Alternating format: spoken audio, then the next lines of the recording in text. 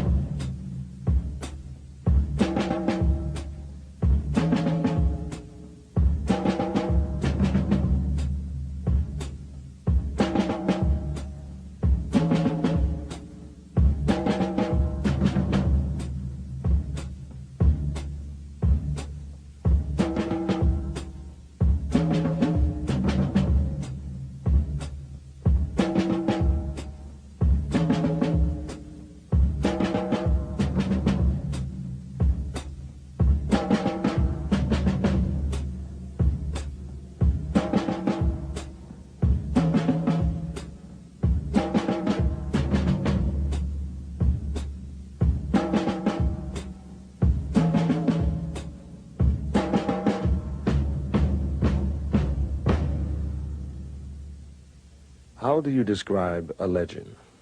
An African-American hero, an historian, an activist who for half a century has charted a singular course dedicated to the intellectual and spiritual liberation of a people.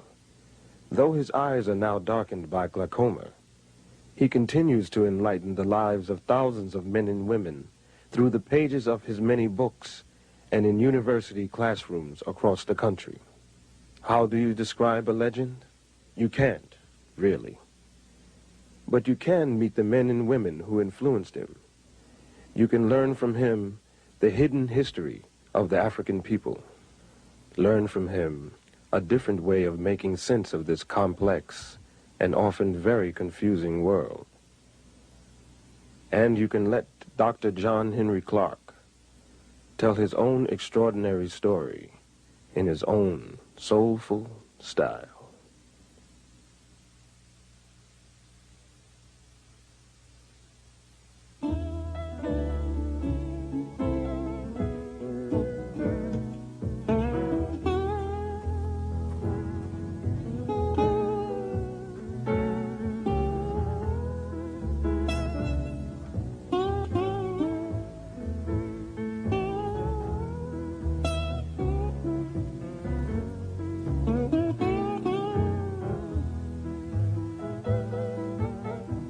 I was born on Sharecropper Farm in Union Springs, Alabama, New Year's Day, 1915. That was a great feast day in our family. And because my mother was a favorite in the family and I was late arriving, she said that nothing would be killed in this family until my child is born. And I didn't arrive until 3, and everybody was hungry. The feast had not started, and I wasn't exactly welcome. They never quite forgave me for that, holding up the feast. My early schooling was in one-room schoolhouse that was called Miller's Hill School. When we moved slightly out of the city, I was chosen to go to city school.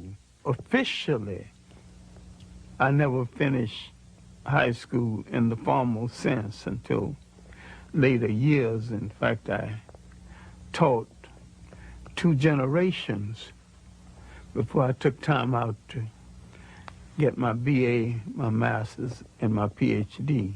And I have it all now, but I'm principally self-trained. My university was the public library and well-chosen second-hand bookstores. So while I grew up poor, I grew up in a very rich environment, culturally rich. I grew up with a whole lot of love and affection, a lot of lap time, and a lot of slap time too, because I wasn't permitted to get away with too much.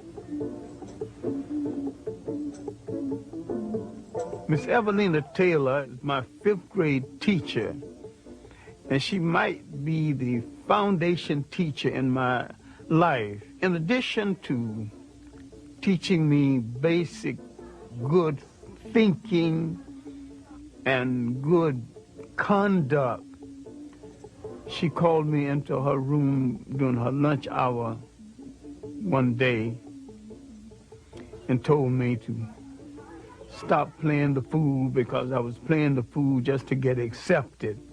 And she said, it is better to be right and march into hell than to follow a bunch of fools into heaven.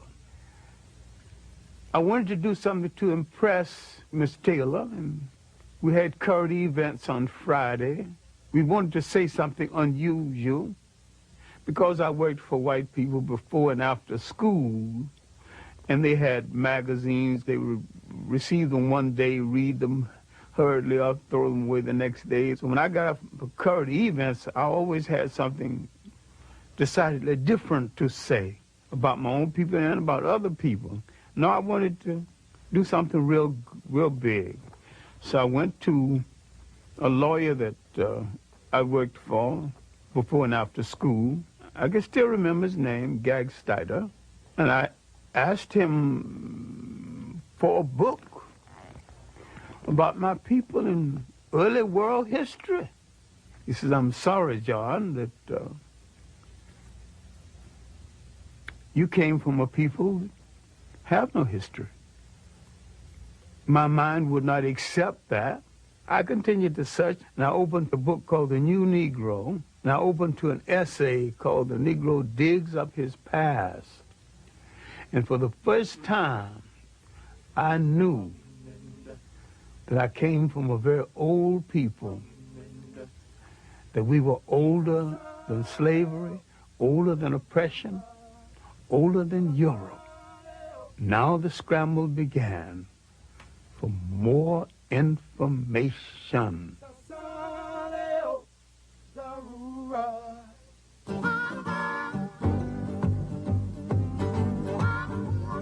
During the disaster years of the Great Depression, Americans in huge numbers take to the rails. They don't take Pullman cars or day coaches. They stow away on the freights, riding the rails in search of the opportunity to create a better life. Henrik Clarke wrote them. Out of the South first, briefly to Chicago, and then on to New York City. Had a dream. I thought that because I'd had some success in writing local plays, writing lyrics for songs for local plays, and that I could go write professionally. It was a dream, it's a fantasy. I was pursuing this fantasy. At 18, you can pursue all kinds of fantasies. In the shadow of Manhattan's towering skyscrapers lies black, sprawling Harlem, greatest Negro metropolis in the world. My impressions of the Harlem community, in the first place, it was a clean community. It was an orderly community. It was a safe community. It was a community with its customs that we have forgotten now. Street-speaking customs, strolling customs, social customs. There was a time when 7th Avenue, now Adam Powell Boulevard, was the street of choice. And you did not walk down 7th Avenue on Saturday or Sunday without a coat and a tie. There was a custom of getting your lady in your long good suit and walking down 7th Avenue to show her off. You would walk 15 blocks.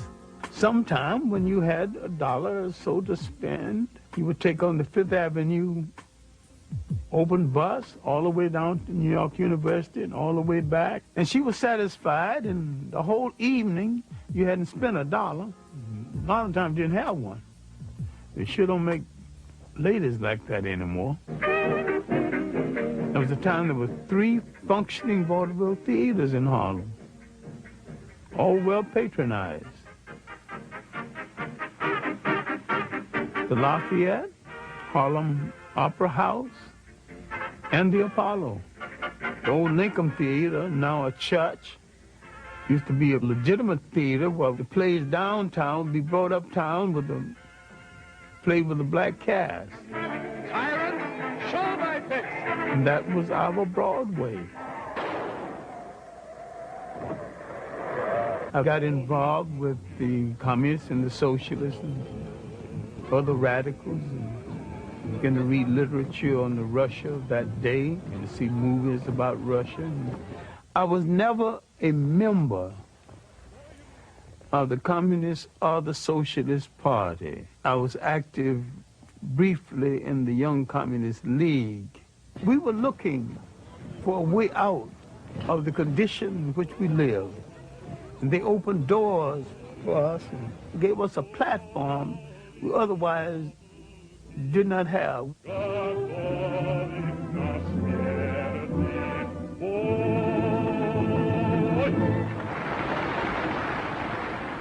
Paul Robeson was the one artist who made the great sacrifice based on commitment. And that commitment is that an artist is supposed to use his or her art to change the society in which they live. W.E.B. Du Bois is our greatest single intellect we produced in the whole of the Western world. And he's not just a black American intellect. He is an American intellect equal to any. W.E.B. Du Bois, Paul Robeson, the party came closest to what those men wanted to stand for in the world was a fair deal for the working people of the world. We would examine it later to our sorrow. We were in an argument between not a liberator and an oppressor, but 2 oppressors with different techniques and methodology of oppression. In the final analysis, Russia did not want us to be free any more than the United States and England and the imperial powers, but they wanted us under their domination. I never thought the left movement, communist or socialist, made any serious study of the history and the background of the African people of the world. And they had a preconceived notion of us that had nothing to do with our reality. And these African communal societies, where each got according to his needs, were not copied from Europe because they existed before there was a Europe. In these societies, based on the concept of the family and the community, everyone in the society had a responsibility. And in these societies, there was no word for jail because no one had ever gone to one. No word for orphanage because no one had ever thrown away any children. No word for old people's home because no one had ever thrown away grandma and grandpa. And while I had some admiration for the conclusion of Karl Marx, I dare to say he was a political opportunist and a Johnny-come-lately because he was rehashing something that was in the world before the first European wore a shoe or lived in a house that had a window. During my early years in Harlem in the 30s, my writing consisted mainly of poetry, short stories, and little essays on aspects of history. The Harlem Renaissance writers, of course, influenced me. I knew Claude McKay. I knew Langston Hughes. I knew Richard Wright before he had published Native Son. I knew Wallace Thurman, Nellie Larson, Jesse Fawcett. I found a Pan-Africanist consciousness in a Langston Hughes and to some degree in a Claude McKay. But the rest of them were rather parochial. Finally, I got to meet Arthur Schomburg. Arthur Schomburg, mentor to 2 generations of African-American scholars. The legacy of this Puerto Rican-born historian is the world's definitive institution of its kind, Harlem's Schomburg Center for Research in Black Culture. I went down the 135th Street Library, and he was on the 3rd floor, and I asked, very humbly, asked the librarian, do you know anybody who would give me a letter to see Arthur Schomburg? And she said very sharply, you know, and impatiently, because she was short of help, you just have to walk up 3 flights. I walked up 3 flights, and there Arthur Schomburg was holding down the desk, being 18 and rash. I wanted to know the history of the African people of the world, henceforth, right now, within the hour, his lunch hour, all of it. He said, sit down, son. What you're calling African history and Negro history are the missing pages of world history. Then he said, son, go study the history of your masters.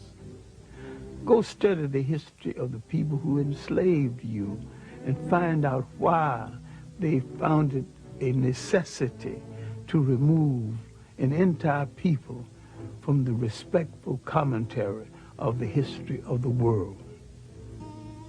Well, my earliest impressions of them was a people in power who intended to stay in power, and I began to wonder why they had so much and other people had so little, and why everybody I knew worked harder than they. Who made this arrangement?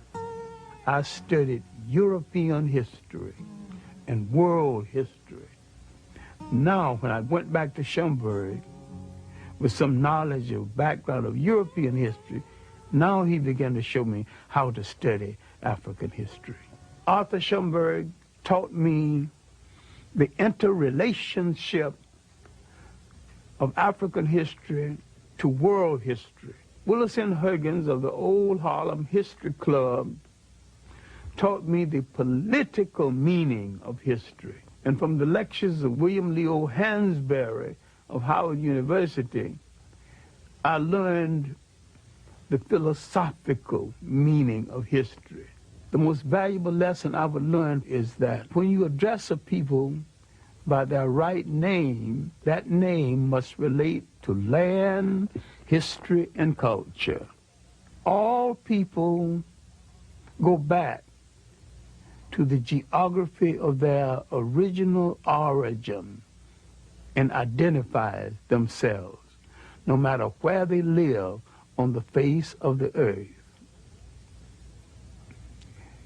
We have overused the word black because black tells you how you look, but it don't tell you who you are.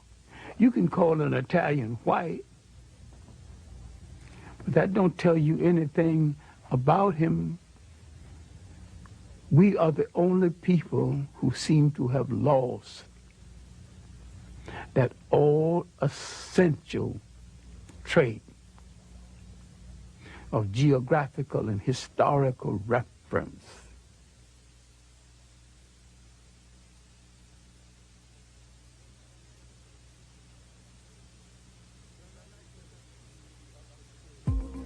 Around 1933 up until 1934, 1935, Harlem's main activity was how to make Harlem a congressional district so that Harlem could elect its own congressman. Adam Powell was just began to show his weight. We were fighting to get jobs on 125th Street, fighting to get jobs in our own neighborhood. I admire Adam with all of his faults. He was the best person that Black America has ever sent to Washington. He got the job done.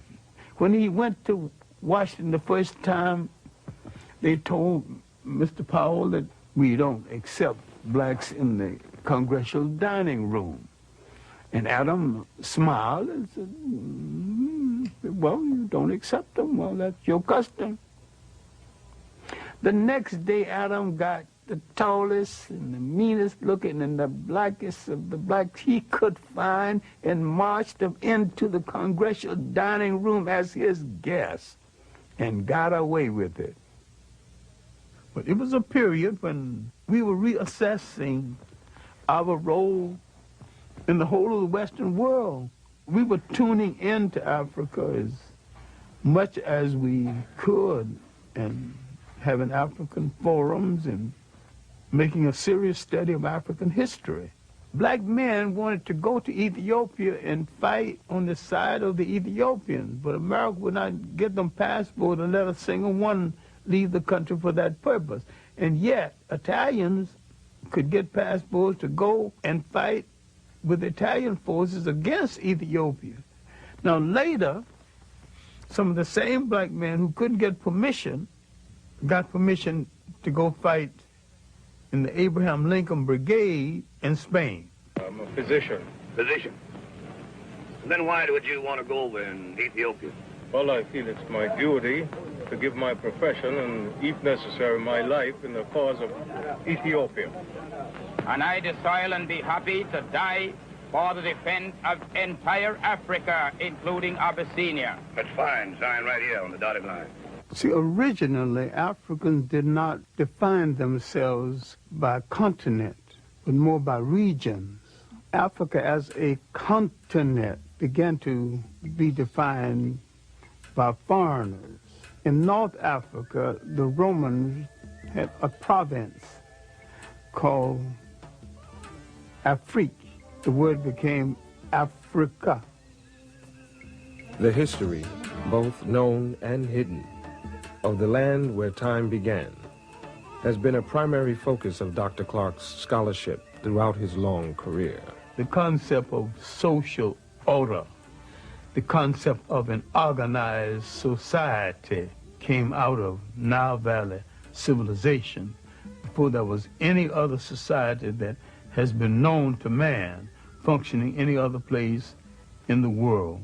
The significance of Nile Valley civilization is that it was that civilization that set a standard of performance untouched by the other civilizations of the world. And people are reluctant to give an African credit for a creation that happened in Africa. They also forget that the Nile Valley stretches 4,000 miles into the physical body of Africa, and that it was the world's first cultural highway. For centuries, Eurocentric scholars had rejected the idea that the mighty Egyptian empire was in fact created and maintained by black Africans. The concept that Western civilization was the product of non-white intelligence, imagination, technology, and spirituality was unacceptable, both psychologically and politically. A brilliant Senegalese scholar and scientist would shake, and many say topple, the very foundation of that conventional wisdom. His name was Sheikh Anta Diop. His research was brought to the attention of the English-speaking world through the efforts of his longtime colleague and friend. I was wondering why his books had never been published in the United States. He said there was no publisher's interest in his books, and so it took me 7 years to interest the publisher in the books of Sheikh Anta Diop. Diop's disciples refer to him as the Pharaoh of the Upper Nile. You must be strong enough and serene enough de voir les faits historiques to see the historical facts et de les interpréter and correctement. to interpret them. Nous pouvons tous être passionnés, We can all be impassioned, Mais ce n'est pas de cette manière que nous résoudrons les problèmes complexes de l'humanité. But that is now not how we will resolve the very complex Donc cette problems of domination humanity. dont nous souffrons, dont j'ai souffert moi-même, The domination that we suffer from, that I have suffered from myself, notre propre domination des autres races l'a précédé. our domination of other races preceded it. Donc l'Afrique a exercé un impérialisme continu pendant 4000 ans. For 4,000 years, Black Africa had an imperialism. Toute l'Afrique occidentale était conquise et était justement sous la domination noire. All of Western Asia was under the domination of blacks.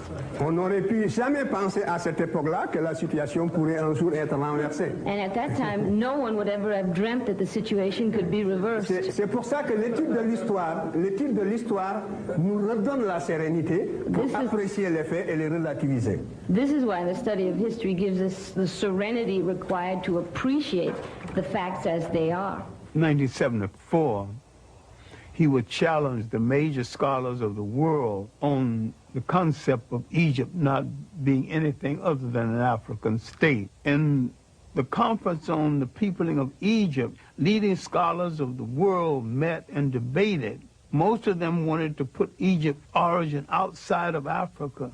Sheikh Anta Diop and his protege, Theophile Obenga, placed Egypt within the context of Africa's totality. Sheikh Anta Diop was more than a historian. He was a scientist, he was a paleontologist, and he had proven that if he could get the pigment from some of the mummies, he could prove their African origins. All the rest of the conferees came just to disagree, and when it was all over, they had to admit these two men came prepared to prove their case. At that point, they began to close the door to the research of Sheikh Anta Diop.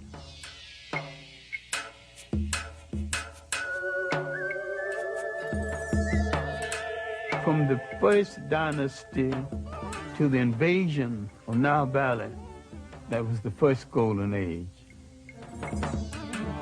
And from third dynasty came the great multi-genius Imhotep, the real father of medicine, who lived 1,800 years before the Greek who was called the father of medicine. When we read the biography of the Greek, he says, I am a child of Imhotep.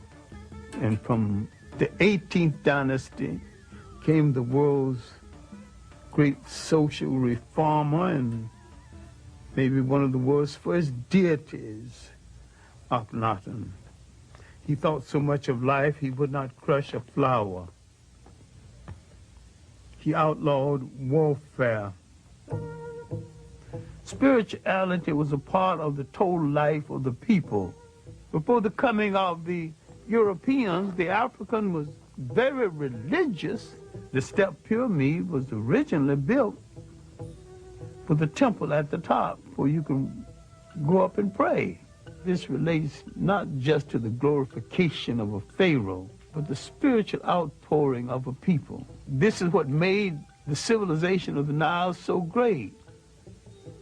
At the same time that Egypt was in its 24th dynasty, Europe was just emerging from its pre-literate past. The first show of European intelligence was a book called The Odyssey and the Iliad. That's about 850 BC. Where is Egypt 850 BC?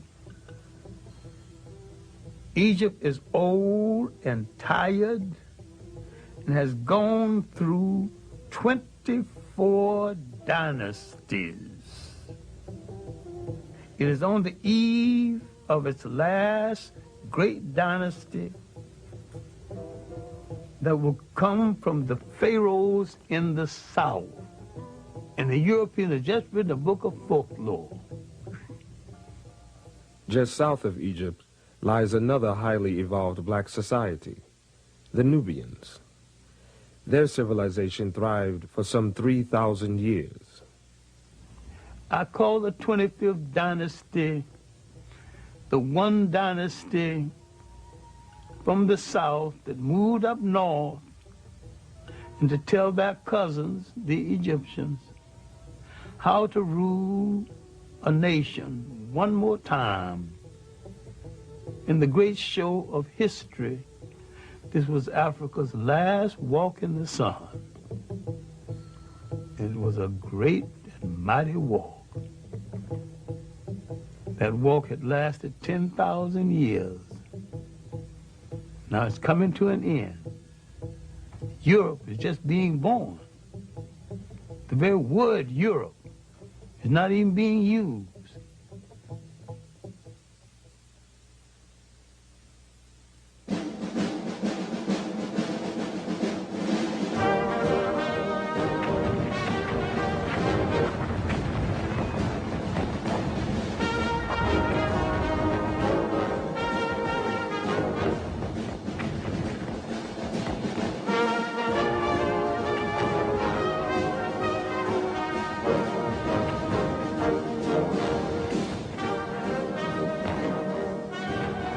I was drafted to the Army in September 1941. I can say with certainty I was probably one of the best clerks, one of the worst soldiers the Army ever had. I couldn't shoot, didn't like the hot sun, didn't like to go on those all-night trips, but I was a wizard at administration. I made sure my men got what was due to them as soldiers and men. Not as black men, but as soldiers and men. After I returned from the Army, it was not so much as finding myself again as a Pan-Africanist, but redefining myself as a Pan-Africanist.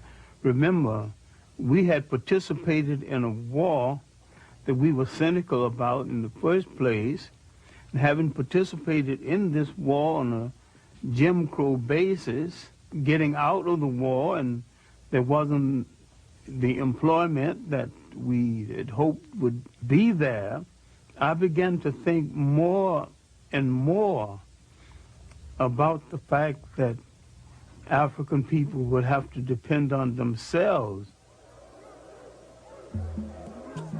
Pan-Africanism would be perceived as a way to end African dependence on colonial masters, a way to create free and independent nations, a way to transfer the continent's immense riches from the hands of invaders into those of the indigenous people of the land.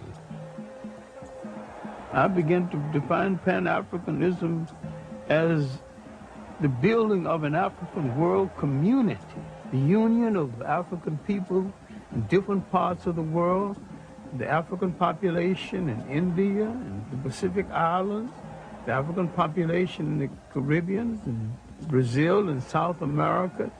And I was looking to the fact that we number 1 billion people on the face of the earth. If you put them all together and they did one thing in unison, even if it was wrong, it might alter the world. Africa has always been and still is the world's richest continent. Africa has always had things other people wanted, thought they couldn't do without, and didn't want to pay for. So therefore, there's always been an excuse to invade Africa. Alexander's invasion was the first purely European invasion of Africa. Everything that had happened in Egypt and in Africa before 332 BC was something that no European had anything to do with. Now we see the beginning of European occupation, and we see it as aggression, not bringing civilization, but destroying civilizations that it did not understand. The uninvited arrival of European armies in the Upper Nile Valley signals the beginning of the end for the highest civilization the world had known. The conquerors, quite literally, changed the complexion of the conquered. Now you're beginning to get a mulatto-sized population that a whole lot of people keep misinterpreting as white. With each one of these invaders came the bastardization of the population based on the fact that for the sake of pleasure, the foreign soldier heads for the female population at a time the male population has been defeated in war. The Greeks' rule didn't last that long before they were challenged.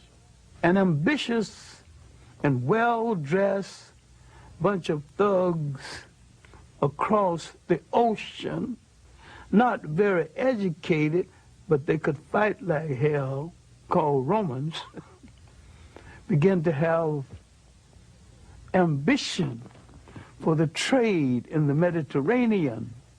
Carthage, a powerful black state in North Africa, had imperial ambitions of its own. By the 3rd century BC, its forces had crossed the Mediterranean and established a large province in Spain. The military commander of Carthage had apprehensions about his Roman neighbors and warned his son to keep a watchful eye. Hannibal's father, he would point across the ocean and said, there's some evil people over there. We better bring the war to them before they bring it to us. Hannibal never forget. Hannibal is only 26 when he takes charge of the army. He launches an audacious military adventure, leading his men and their elephants over the Pyrenees Mountains into France, then pointing them across the Alps boldly toward Rome itself. Heavy casualties, overextended supply lines, and defection of allies drive Hannibal off the soil of southern Europe. He retreats back home to Carthage. The Romans have made a mission, almost a cult, out of the destruction of Carthage. They would meet each other in the mornings. Good morning, Roman citizen. Carthage must be destroyed. Yes, of course, Roman citizen. Carthage must be destroyed. Rome's legions clash with Hannibal near Zama. His troops are defeated. Hannibal is sent into exile. His once mighty nation becomes another colony of Rome and an administrative center for their empire. Now, the Roman Empire internally was not very rich. Africa became the breadbasket for the Roman Empire. And except for Africa, the Roman Empire would not have been able to sustain itself. Now, the Roman presence in North Africa is going to force into being one of the great events in human history. Roman taxation, Roman oppression would cause people to turn to new gods and question old gods, to turn to a story about a God who comes forth to rescue them. Now, they would draw from African folklore the story of the child in the manger. Now, what am I saying? Later, in retrospect, he was referred to as Jesus Christ. Now, you can argue about the coloration of Christ if you want to, but I can sell that very quick and we can go on to the next subject. Was he a Roman? The answer is no. Was he a Greek? The answer is still no. These were the only European types in that part of the world at the time. If he was neither Roman or Greek, he was one of those other people. And all of those other people were non-European and non-white. And he came from the other people. During that time of Roman dominance, Africans hold high military and administrative posts in the empire. The Romans and the Greeks had no color prejudice comparable to the kind of prejudice we would know later on. Otherwise, why would 3 Africans become emperors of Rome? Why would there be 3 African popes. Finally, Constantine decided to make Christianity the religion of the whole of the Roman Empire. Now we're coming to the critical period when the Roman domination of the church so corrupted the church, the Africans began some disenchantment with the Roman interpretation of Christianity. Constantine calls a council of bishops and priests at a place called Nice. It's the Nicene Conference. It is at this conference that the European created a European concept of Christianity. It was at this conference that they began to take the African saints out of the literature of Christianity. Now the corruption had started. The physical concept of Jesus Christ did not exist. Now, how did it come into existence? Because the Pope commissioned it to come into existence. Michelangelo painted the picture using one of his relatives as model. And that picture, one of the finest pieces of propaganda ever projected in history, has changed the minds of millions of people as who's supposed to represent God, whoever he or she is, and I have no problem with the she. Spirituality is a way of accepting the fact that there is a spiritual force in the universe larger than all of mankind. But someone had to come along and invent a word called God. Then someone had to say of another God and say, mine is better than yours. And someone had to create faith.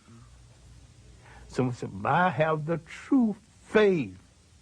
Religion is the organization of spirituality into something that became the handmaiden of conquerors. Nearly all religions were brought to people and imposed on people by conquerors and used as the framework to control their minds. My main point here is that if you are the child of God and God is a part of you, then in your imagination, God's supposed to look like you. And when you accept a picture of the deity assigned to you by another people, you become the spiritual prisoners of that other people.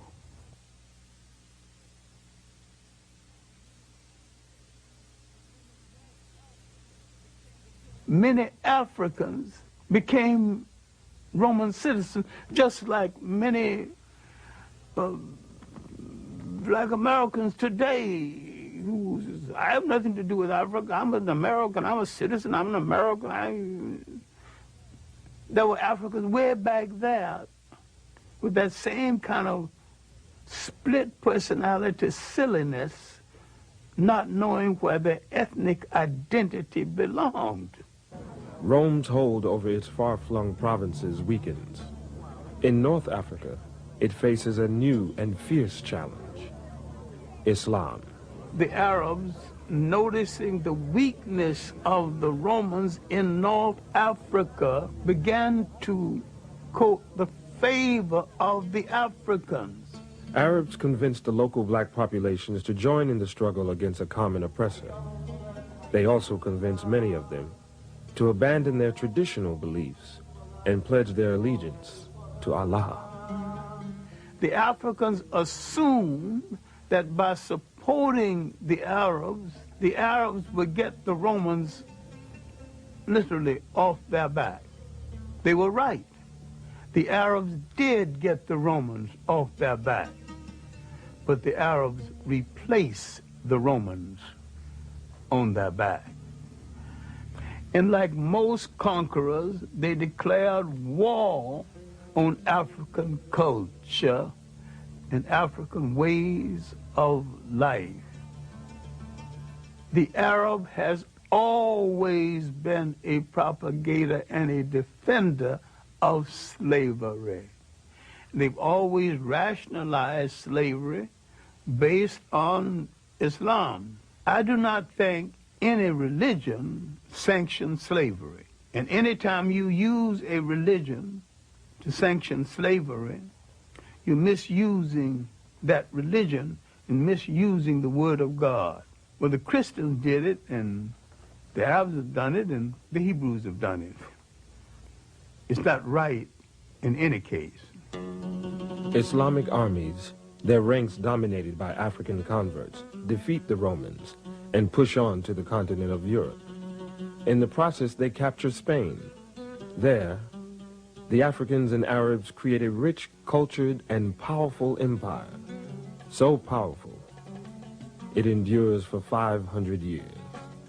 The achievement of the Arabs at this time is they have driven the Europeans out of the Mediterranean. The European now must go back into Europe. They have no empires, no great connections outside of Europe. And because of this, they ultimately would go into a period called the Dark Ages. People are confused because when the European mentioned the Dark Ages for him were not the Dark Ages for other people.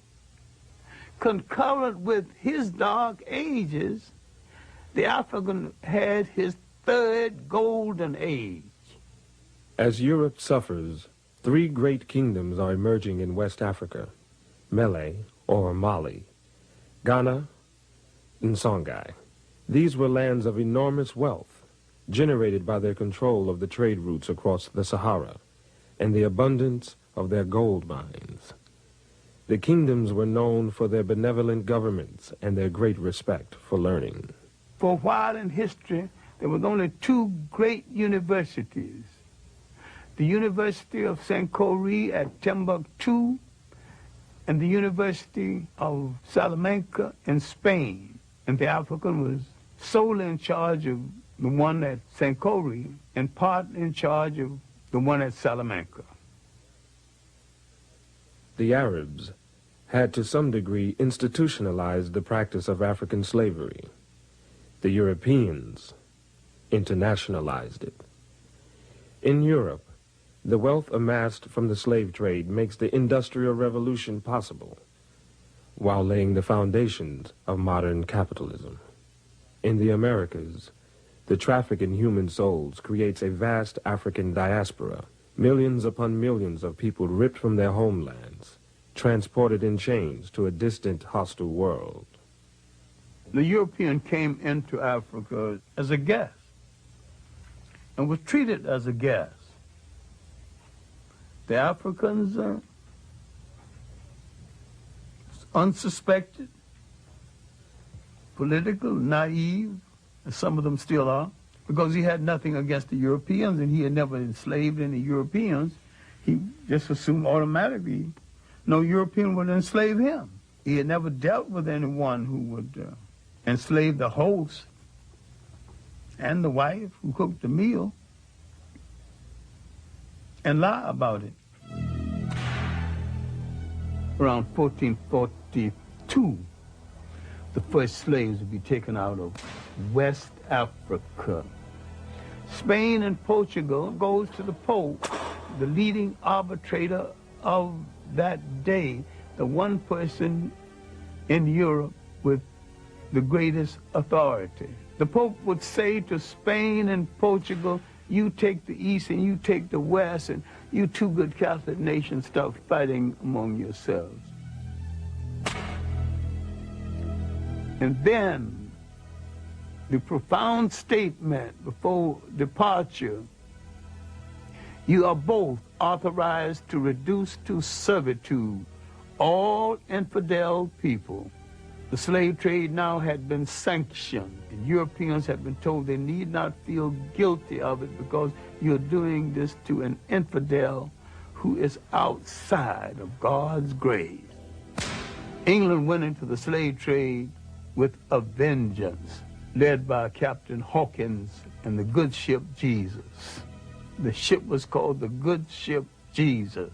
The coat of arms on the ship was two Africans bound back to back with their arms tied. So they saw no contradiction in being in the slave trade and being Christians at the same time. We cannot deal with this enough because we're still suffering from this inside of the mind of a lot of people in this world, into the millions. We are outside of humanity, outside of the grace of God. That's a terrible feeling as you walk the earth, because what has been taken away is your essential humanity, your human beingness. And when they take away your human beingness, they take away your nationness. Early in the 19th century, the concept of slavery began to yield to the concept of colonialism, a more sophisticated form of slavery. Slavery as a system became unwieldy, and besides, there's a point where it was saturated. Everybody who wanted a slave had one, who could afford one. The European nations of size that did not have any portion of Africa began to grumble. At the Berlin Conference, 1884 and 1885, the European powers of substance who did not have any part of Africa now were given some parts. Africans did not fall at the feet of the European invaders. They fought fiercely, bravely, and continually. Anti-colonial wars started up down the coast of West Africa and parts of Inner Africa and in the Congo. There was armed resistance. The Zulu wars lasted from the 1650s when the Boers arrived to the last Zulu war was 1906. In Ghana, the Ashanti wars lasted from early in the 18th century to the last Ashanti war led by a woman, Ye Asantewa, in 1900. For a while, it looked as though the Europeans would not be able to hold on to the continent. More manpower and more ruthless treatment brought it mainly under their control. By 1884, 1885, and afterward, there wasn't no dispute about who was in charge of Africa, just who was in charge of what part of it. We have been hung up with a myth, the myth of the conqueror and the invader as the bringer of civilization. No people ever brought civilization to another people at no time and at no place in history. It's one of the most protracted lies we ever listened to. Civilization is the art of being civil. The word civil means being peaceful. And there's nothing peaceful about aggression. Only the slave can abolish slavery. If someone is on your back, you have to bend a little to balance them on your back. Now, the best move if you want to get them off of your back is to stand straight up.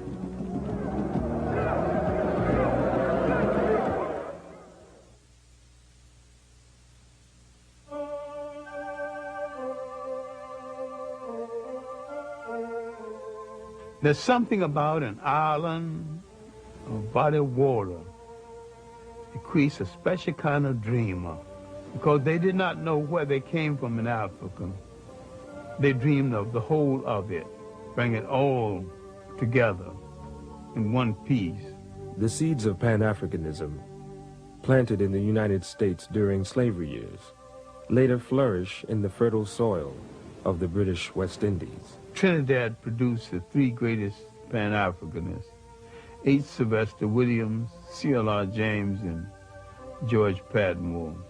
In Trinidad, they found the Pan-African League. H. Sylvester Williams would eventually call it Pan-African. He would call a conference in London in 1900. A few scattered Africans, a few people from the Caribbean, W. Du Bois from the United States. They did not ask for the independence of African states then. They asked for preparation. Give us the kind of education that will prepare us for eventual independence. They were reasonable, but they weren't listened to. And yet the conference made some kind of impression. After the first Congress, Du Bois would be the leading light from the second through fourth. But the most meaningful, the one that Du Bois called in Paris, as a result of this Congress, Du Bois came to center stage as the leader and theoretician of Pan-Africanism. Pan-Africanism wasn't exactly new because black Americans were practicing it long before someone gave it a name. The African settlement movement, the movement that settled Liberia, was in form of Pan-African movement. The so-called Negro Convention movement was most a discussion of how you bring the African world together. That whole 19th century was Pan-African thought. Prince Hall, his development of the black Masonic order that he called the African Lodge. The search for a place in Africa for settlement by Martin Delany and Robert Campbell. 1829, David Walker's appeal to the colored people of the world was basically a Pan-African appeal. All of this before we come down to the end of the 19th century. The ultimate Pan-Africanist, of course, was the Jamaican Marcus Garvey. Citizens of Africa, I greet you in the name of the Universal Negro Improvement Association and African Communities League of the World. You may ask, what organization is that? It is for me to inform you that the Universal Negro Improvement Association is an organization that seeks to unite into one solid body the 400 million Negroes of the world. It was soon after the end of World War I, the Secretary of War had told the black American soldiers that their lot would not be appreciably changed by virtue of the fact that they fought in the war. There had been an investigation. It was discovered that many of the nurses wouldn't treat black soldiers in the hospital, wouldn't even touch them. Some of them died as a result. So you have these grievances pent up in the veteran coming home. All of this came to a head in 1919 when there were riots all over the United States. That's called the Red Summer. Marcus Garvey could point out, look, they don't want you here. Let's go back home. Let's go to Africa. Go back to Africa. Let's not only go back to Africa, let's go back in our own ships. Now, a whole lot of people who otherwise would not listen, now willing to listen. We hear the cry of France for the Frenchmen, of Germany for the Germans, of Ireland for the Irish, of Japan for the Japanese. We of the Universal Negro Improvement Association are raising the cry of Africa for the Africans, those at home and those abroad. He began to dream the great dream and rescue the mind of millions of black Americans from depression and self-doubt. By 1923, he was in some difficulty with the boats and some of the people he had hired to run the boats. Terrible mismanagement and betrayal. He collected millions of dollars from black Americans to buy these boats, and these boats were old and not as seawood as he thought they were. Garvey moved over large territory, maybe too fast, and yet he built the largest movement in Black America before or since. There needs to be a reassessment of Marcus Garvey and his long-reaching effects. He called attention to what slavery and colonialism had taken away. They took away a concept essential to all the people in the world. They took away the concept of state management and state maintenance.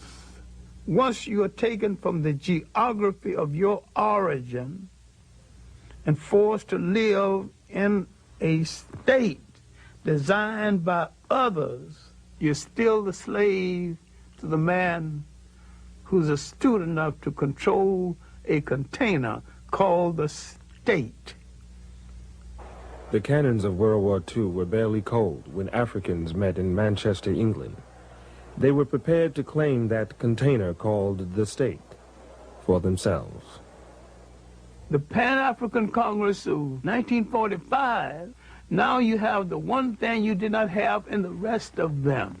You have Caribbean scholars, African-American scholars, not a whole lot, and Africans themselves are now participating. We're not talking about Africa out of the presence of Africa. Now you're talking about Africans with the Africans on the scene. One African being the co-convener of the conference, Kwame Nkrumah. Out of that fifth Pan-African Congress came the mentality, the basic planning to rule and to take over a nation. The others were saying, give us the education. At the fifth Pan-African Congress, they said, we got the education, we got the manpower, we want to rule now. The people of Ghana resisted British rule from the very beginning. In March of 1957, they become the first Africans to win their freedom. Kwame Nkrumah was ready to rule. When I knew Nkrumah in the Harlem History Club days, my impression of him was not as the future head of state, but as an African who's going to go back and make a major contribution to his nation, and he was a committed African.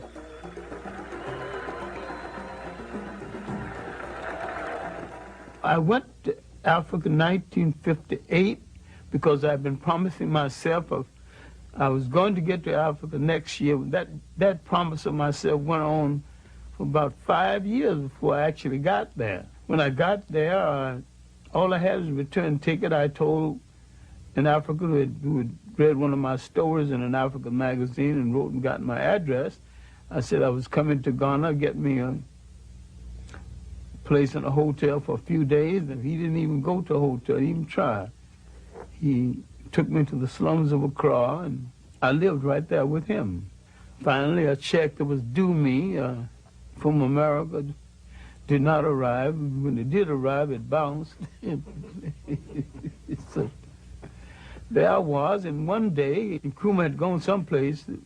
He's coming home from a visit of state. A whole lot of people along the highway hailing his return, and so I was along with the rest of them. I was just like another African melting into the crowd. And he spotted me, and they stopped the Rolls Royce, and the motorcycle drivers pulled their guns, thought that someone was about to hurt the president, you know. his motorcade stopped, and he came out, and he said, what the hell are you doing in my country? And I just laughed. You say, you're a long way from Harlem. He looked right and said, where do you live? I said, in Jamestown. Jamestown is the slums of Accra. Still is. He shook his head and said, you sure must love Africa. Finally, he headed back to his car, and he turned back to me. He said, you know what I'm going to do for you? I told him I didn't have any job, and my check had bounced. I didn't even know how I was going to get home. I'm going to put your Harlem behind to work. And he gave me a job. Working on his newspaper, the Evening News. The significance of Ghana's independence at that time is that it gave spirit to the whole of the African world. It was a major impact on black America because it came at the time the civil rights movement was reaching a crescendo, a great height. His first vision of Pan-Africanism was the physical unification of Africa. And he said that Ghanaian freedom won't mean anything until the rest of Africa is free. So the spirit of Ghanaian independence would create a light of hope in the rest of Africa. And this is what Kwame Nkrumah was trying to build. This is what the intelligence services of the United States, England, and France had to destroy to keep the example of Ghana from emerging. What went wrong was our misunderstanding of what a state consists of and the responsibility that goes into holding one together. And our dependence on our colonial masters more than we anticipated. We who had longed so much for power, we wanted power. When we got close enough to touch it, we realized we hadn't even decided what we're going to do with it once we get it. I want to take this opportunity to welcome again to the United States, which he knows so well, the first citizen of Ghana, President Nkrumah. I was in the anti-poverty program in Harlem, and when Nkrumah came and spoke at the United Nations, I got the picture and showed it to them, and I got the speech. And the first thing I showed them, I said, look, there's a black man, head of a nation, speaking to the world. He got coarse, nappy hair. He didn't apologize for it. He said, here I am, African and black and bold and powerful and head of a nation. And I got something to say to you, and this is what I got to say.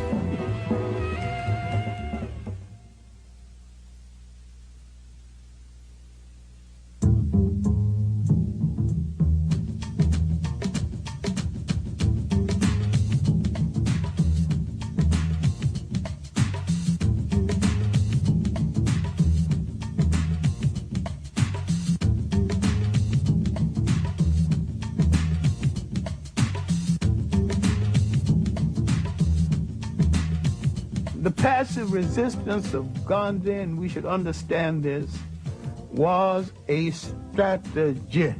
I regard myself as a soldier, though a soldier of peace. I received the inspiration to carry on in the nonviolent tradition from Jesus of Nazareth and the operational technique from Mahatma Gandhi. The passive resistance of the civil rights movement was sold as a way of life.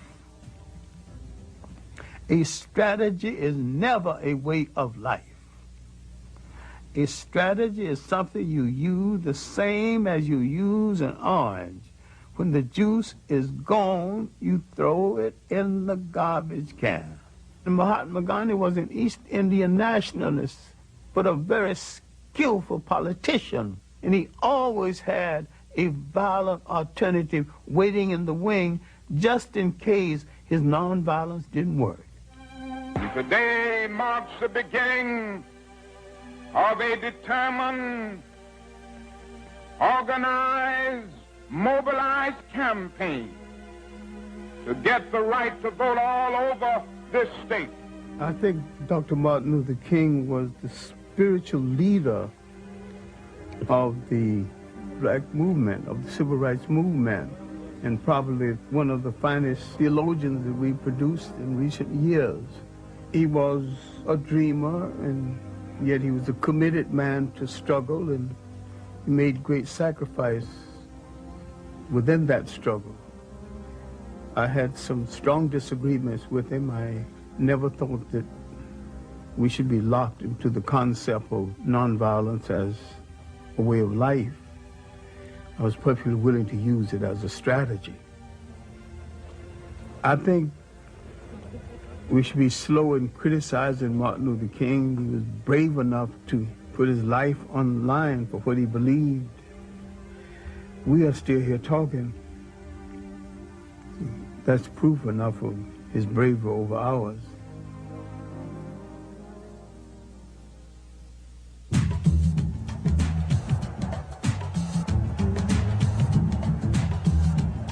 I think the March on Washington was just that. It wasn't a march on Washington, it was a march in Washington. I don't know of any sweeping achievements that came out of it.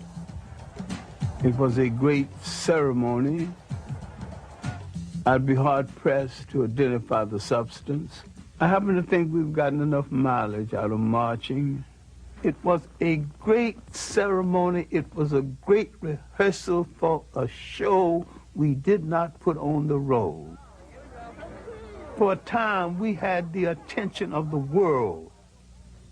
Between the Civil Rights Movement, the Caribbean Federation Movement, and the African Independence Movement, we had the attention of the world, and there were people, though they hated our guts, they were willing to make concessions to us based on the fact that we were ready to handle power. We made too many speeches and didn't do the necessary work, the unglamorous off-camera work that would have made it possible.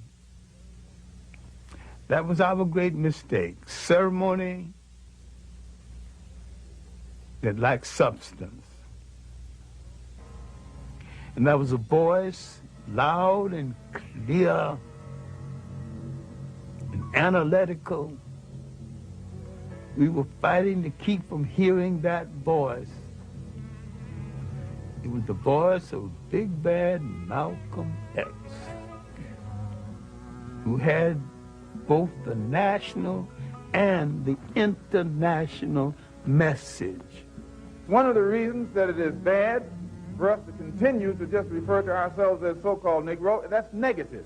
When we say so-called Negro, that's pointing out what we aren't, but it isn't telling us what we are. We are African, and we happen to be in America. We're not Americans. We are people who formerly were Africans who were kidnapped and brought to America. I met him first in 1958. I know him from that period until his death, and sometimes saw him on a daily basis. I would furnish information on history and background information. I never told Malcolm X what to do, and I don't remember anybody else who told him what to do either. They have studied the tactics and the strategy and the methods of all of the African nations who have emerged and won their independence. And they've seen that the Africans didn't get it by sitting in. They didn't get it by waiting in. They didn't get it by singing "We Shall Overcome." They got it through nationalism. I first met Malcolm at the World's Trade Show building. Looked me up and down and said, "I bet you're a swine eater." I'll admit that I had paid some joyful visits to pork chops and other parts of the pig. And I said that, you know, Malcolm, if it wasn't for the pig, you and I wouldn't be here arguing about the pig, because some of us would be gone. We would have starved to death. Many times when Malcolm X was prefacing his speeches with the words, "The Honorable Elijah Muhammad teaches us," Malcolm X was teaching Malcolm X lessons over and beyond anything the Honorable Elijah Muhammad ever thought about. You say we are on the road now to a better world because the white man promised integration. This is a disgrace. Mr. Muhammad's analysis is that until the image of the black man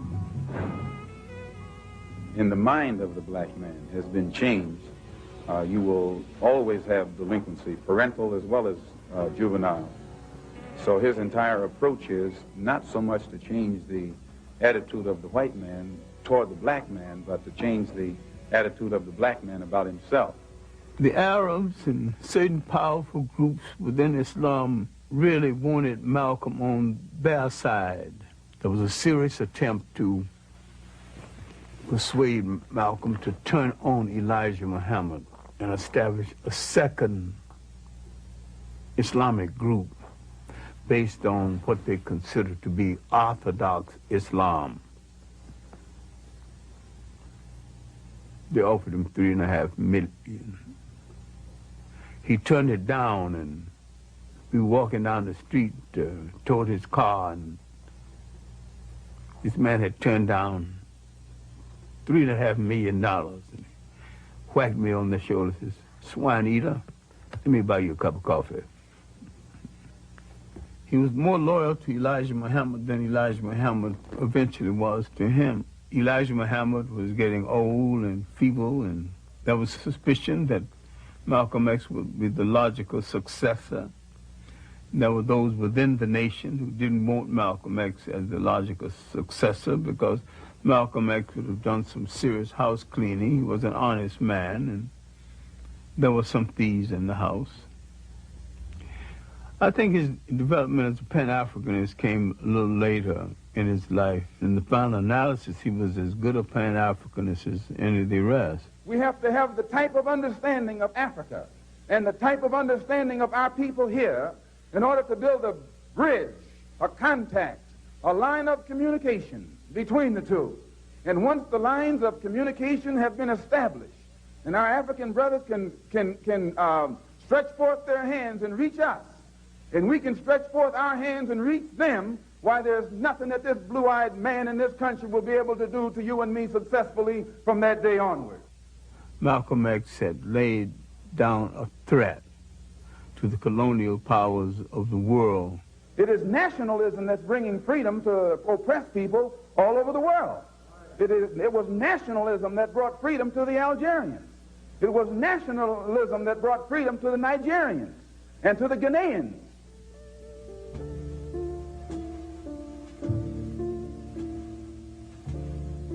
I do not think Malcolm X's murder was a local American thing. I think it was a larger thing than that. I do not think that Farrakhan had anything directly to do with the murder, but I do think Farrakhan is guilty of creating the attitude and the atmosphere that led to the murder. Without Farrakhan, Malcolm X, I think, still would have been assassinated.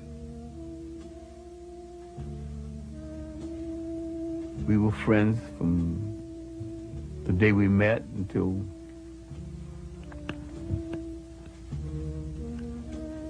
his death.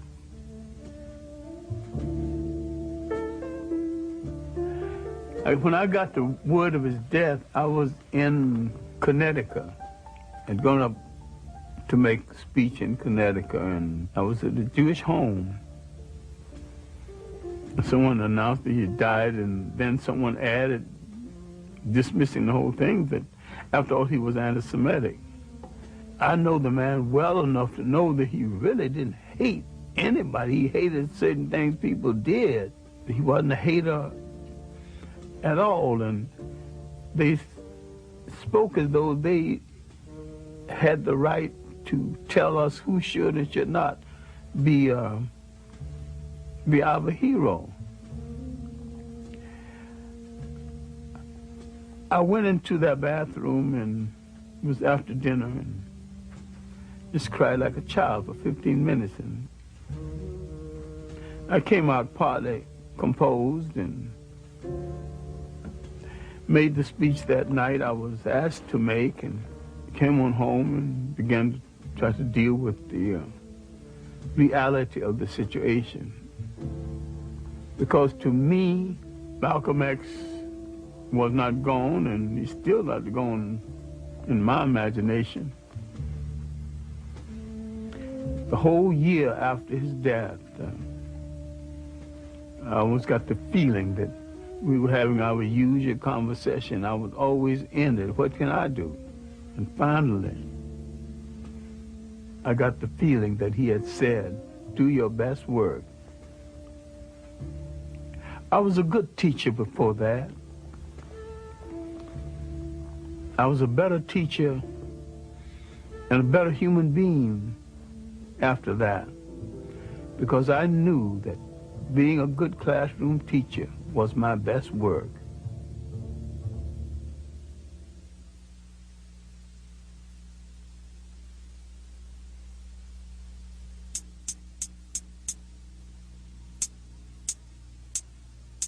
We have to move to a position where we can feel strength and unity amongst each other from Watts to Harlem, where we won't ever be afraid. And the last thing we have to do is to build a power base so strong in this country that will bring them to their knees every time they mess with us. Individuals do not create rebellions, conditions do. Until they begin to address themselves to those conditions, rebellions will continue and they will escalate. And to fight for our liberation by any means necessary. It was the beginning of the Black Power movement. It was also the Black and Beautiful movement, moving into second gear. I would like to think that wearing the afro, wearing the African clothes was a move toward Africa. To some extent, it was a form of African consciousness, an African awakening. As a result of it, African people were stimulated throughout the world. But what followed the stimulation? What institutions came out of it? What of lasting value came out of it?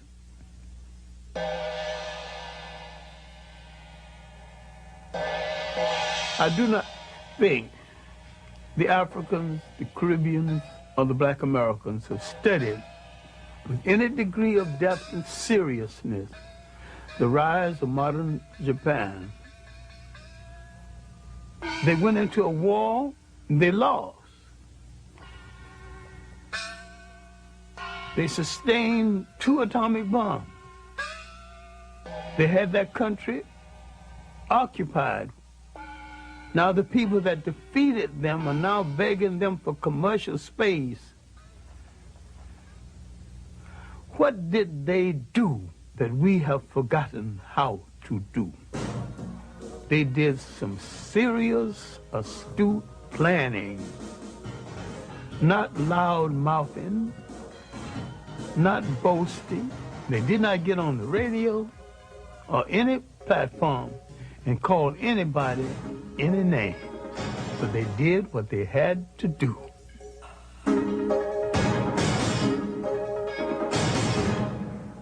If we are carrying out a well-designed program for liberation, if it's written out, any literate person can contribute and share leadership.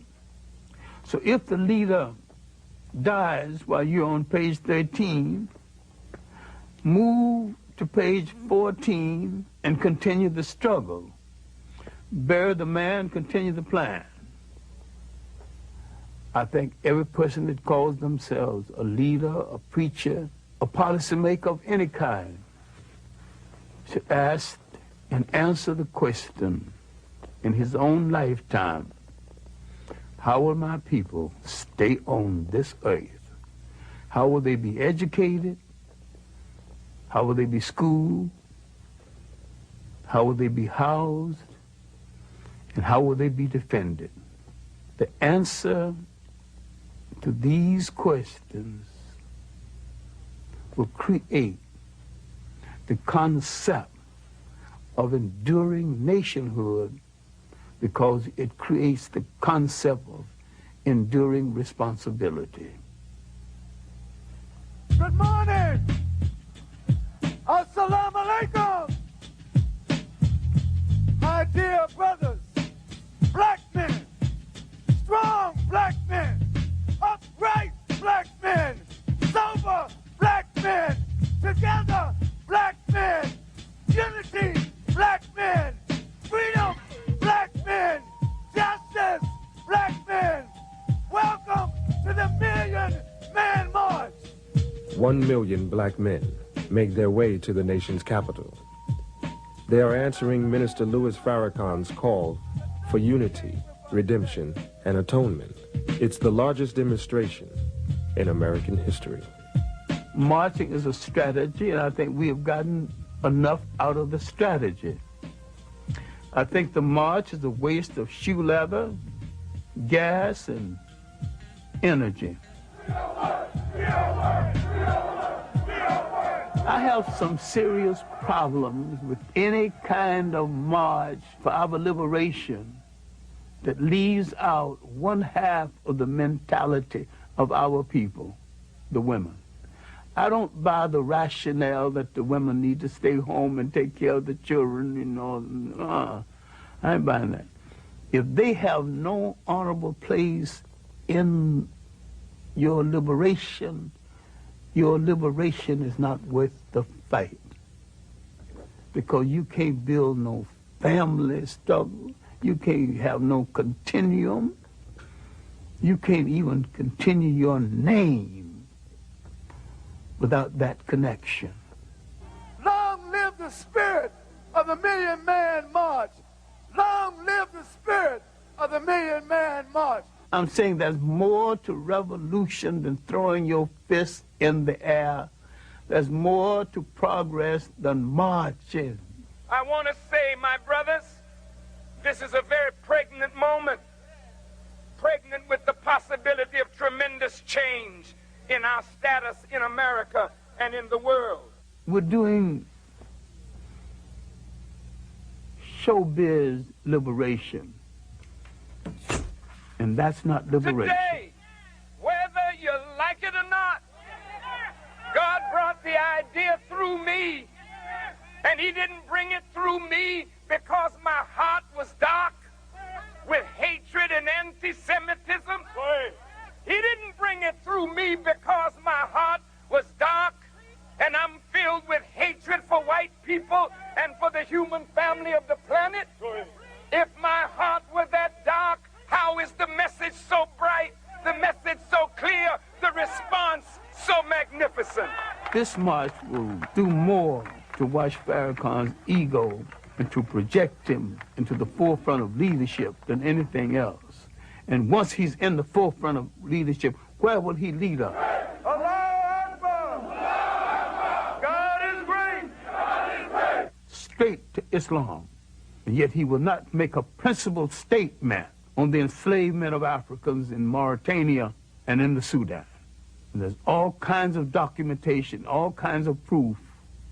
If I have to be a dissenting voice in this, then I'm very pleased that I've got enough integrity to be a dissenting voice and not to care where the chips fall. Many perceive the African-American family as an endangered species. To Dr. Clarke, the family is the soul, the spirit, and the cornerstone of the nation. If the family dies, so does the nation. We're making a whole new way of life out of the artificiality of imitating our oppressor, who's also in trouble with the family. And we grew up in communities where every child was a child of the whole community and could be disciplined and rewarded by anyone in the community. Now we bought into someone else's sociology. Don't touch that child. Don't you dare spank my child. When formerly, your mother left you alone and said, if they misbehave, you can spank them. We don't have that kind of relationship one to the other anymore. After emancipation, we made a monumental effort to find broken bits and pieces of our family. My own grandmother spent 3 years wandering around Virginia trying to find her first husband, who had been sold to a slave breeding farm in Virginia. But the major thing was we were trying to put families together and to have family connections. Our new mission of liberation is to put strong families together again, because the family is not only the embryo of the beginning of all that we can call civilization, but it's the beginning of all anyone can call a civilization. Because this is the essential network that leads to nation. There's some common sense things we can still be doing. Our communities are miniature nations. We have to control them. Control the real estate in those communities. Control the education in those communities. You cannot write the history of this nation as though it is only a white nation. It's a multicultural nation. I'm saying whatever the solution is, either we are in charge of our own destiny, or we are not in charge. On that point, we got to be clear. You're either free or you're a slave.